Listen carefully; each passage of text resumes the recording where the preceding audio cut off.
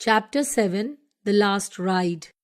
Once upon a time there was a taxi driver in Bengaluru. His name was Golu. One day, after having finished his day's work, he received a call from a customer for his services. Golu arrived at the address and honked the horn. After waiting for a few minutes, he honked again. Since this was going to be the last ride of the shift, he thought about just driving away since he was tired and hungry. But he parked his car and walked up to the door and knocked. "Just a minute," answered a voice. He could make out that it was the voice of an old woman. He wondered, why does this old lady want my services at this late hours? Golu could hear something being dragged across the floor. After a long pause, the door opened. An old woman in her 80s stood before him. She was wearing a white sari with a broad border, like something out of a 1940s movie. By her side was a small nylon suitcase. The apartment looked as if no one had lived in it for years. All the furniture was covered with sheets. There were no clocks on the walls, no utensils on the counters. In the corner was a cardboard box filled with photos and glassware. "Would you carry my suitcase out to the car?" she said. Golu took the suitcase to the car, then returned to assist the woman. She held Golu's arm and they walked slowly towards the taxi. She kept thanking Golu for his kindness. "You need not thank me, Granny. It is a pleasure to be of service to you," Golu said to her. "I just try to treat my passengers the way I would want my mother to be treated." "Oh, you're such a good boy. Your mother has taught you right ways to behave with elders. My blessings to you and your mother," she said. When they reached the taxi, she sat in the rear seat and gave Golu an address. Then she asked, "Could you drive through downtown?" "It's not the shortest way," Golu answered quickly, "and it would cost you more." "Oh, I don't mind," she said. "I'm in no hurry. I'm on my way to a hospice, and I won't mind paying any amount to a loving son like you."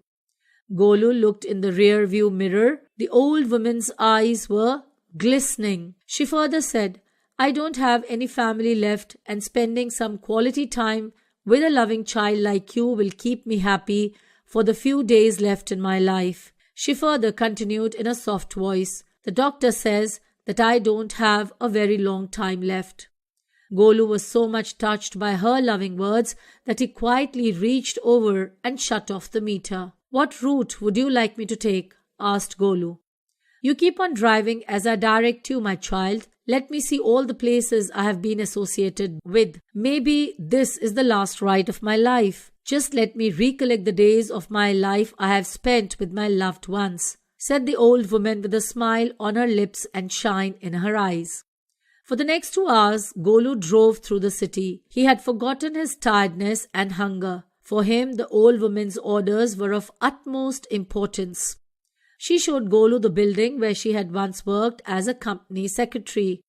Golu drove through the neighborhood where she and her husband had lived when they were newlyweds. She had Golu pull up in front of a furniture shop that had once been a restaurant where she had gone with her friends as a girl. Sometimes she had asked Golu to slow in front of a particular building or corner and would sit staring into the darkness, saying nothing. Golu could not control his curiosity. He asked, "What can you see in the darkness?" "Son, very soon an unending darkness is going to embrace me. Then I will have to see all my loved ones in that darkness. This darkness in front of me is nothing. I will even see you in the unending darkness as the last love of my life," said the old lady very patiently and confidently. "Oh no, Granny, I would love to take you on a long ride once again, and I know God will not deprive me of that opportunity," said Golu, trying to hide the tremble in his voice. As the first hint of sun was creasing the horizon, she suddenly said, "I'm tired. Let's go now." Golu drove in silence to the address she had given him. It was an old-age home with a driveway that passed under a portico. 2 attendants came out to the taxi as soon as they pulled up. They were very careful and were watching her every move. "They must have been expecting her," said Golu to himself. Golu took the small suitcase to the door. The woman was already seated in a wheelchair. "How much do I owe you?" she asked, reaching into her purse. "Nothing," replied Golu. You have to make a living and support your family, she remarked. There are many other passengers, Golu responded almost without thinking. Golu bent, touched her feet, and gave her a hug. You have paid me more than anyone has ever paid me. No money in this world can buy your love and blessings, said Golu, trying to keep his tears hidden. The old woman held on to Golu tightly. You gave an old woman a little moment of joy. May God bless you, my son, she said. Golu said, Thank you. I will come today in the evening and take you out on another ride. He squeezed her hand and then walked into the dim morning light, seeing her smile at him. Golu didn't pick up any more passengers that day. He drove aimlessly, lost in thought. For the rest of that day, he could hardly talk. He reached home but could not sleep. He was waiting for the evening to come so that he could go to take the old woman for a ride. Finally, evening did come and Golu rushed to the old age home. The attendants could recognize him. They handed him a piece of paper on which was written, Golu, I will see you always in my unending darkness. Thank you for the last lovely ride.